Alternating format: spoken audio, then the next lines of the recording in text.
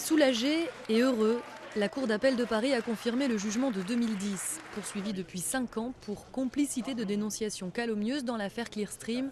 Dominique de Villepin est relaxé. La justice a reconnu pour la deuxième fois mon innocence. Je veux saluer l'indépendance de notre justice qui a su résister face aux pressions politiques. Mais dans l'affaire, tout le monde ne s'en tire pas aussi bien. La Cour a confirmé la peine d'Imad Laoud. Le mathématicien est condamné à 3 ans de prison, dont 18 mois ferme. Imad Laoud, qui a tourné la page, qui veut tourner la page, qui est professeur de mathématiques, qui a passé l'agrégation alors qu'il était dans la tourmente judiciaire, a été condamné le plus lourdement dans le dossier Clearstream. Nous allons envisager un pourvoi en cassation. De son côté, Jean-Louis Gergorin, le corbeau, qui avait envoyé les faux listings à la justice, écope de 3 ans de prison, dont 6 mois ferme. Une condamnation allégée par la Cour d'appel, puisqu'en première instance, l'ancien vice-président de ADS avait été condamné à 15 mois ferme.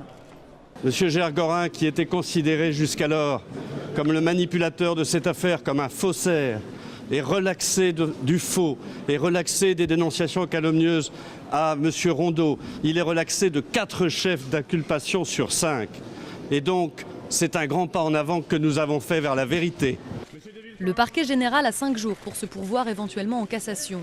S'il ne le fait pas, l'ancien Premier ministre sera définitivement blanchi, à quelques mois d'une élection présidentielle où il n'a jamais caché son ambition de se présenter.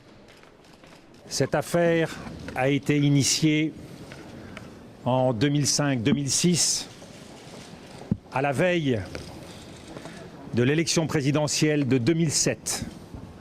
Comme j'aimerais que cela puisse servir de leçon pour la présidentielle de 2012.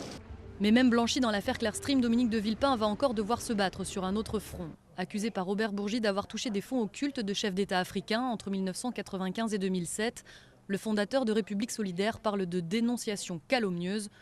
Quoi qu'il en soit, pour le moment, il ne dépasse pas 4% dans les sondages pour 2012.